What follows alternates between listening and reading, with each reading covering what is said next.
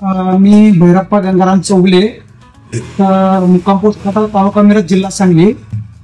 मी एक शेतकरी असून इथं गणेश कृषी सेवा केंद्र खटावमध्ये साहेबांनी एक डेमो दिला होता आणि तारीख बघा 10/3/2025 या दिवशी त्याचा मक्याचे बियाणे टाकून त्यामध्ये हे रसायन खत टाकलेलं आहे.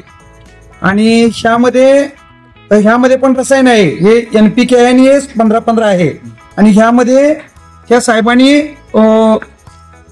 आपल्या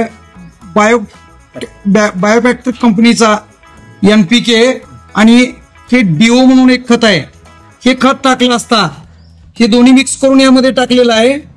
आणि तसेच ही ऊसाचे एक रोप आहे, त्याने एक त्याच तारखेला 10/3/2025 या तारखेला त्यांनी एक ऊसाचं एक डोळं त्यांनी एक ह्यामध्ये एक लावलेलं होतं आणि त्यामध्ये पण ते खताचं हे मात्रा व्यवस्थित ठेवून त्यांनी हे केलेलं आहे.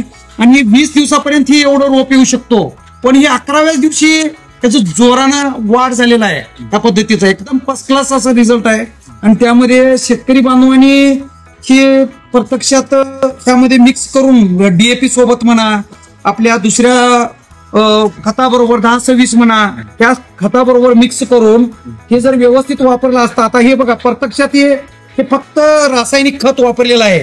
आणि याचं मी स्वतः पेरणी करणारा माणूस आहे, मी पेरणी करणारा माणूस असल्यामुळं मी प्रत्येक शेतकऱ्यांना सांगत असतोय की बाबा हे असं मरतं, त्याला जास्त नको आहे असं मी सांगत असतो, पण ऐकायला तयार नाही लोक. आणि हे जैविक खत असल्यामुळं की नाही त्याचं फास्ट रिझल्ट इथं तुमच्या समोरच दाखवतोय बघा मी.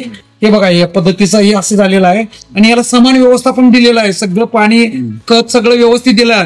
हे तर वाळून जायच्या परिस्थितीमध्ये आलंय, रसायन दिले. आणि ह्या कंपनीचे औषध दिल्यामुळे एकदम रिझल्ट त्याचा 100% चांगला आहे.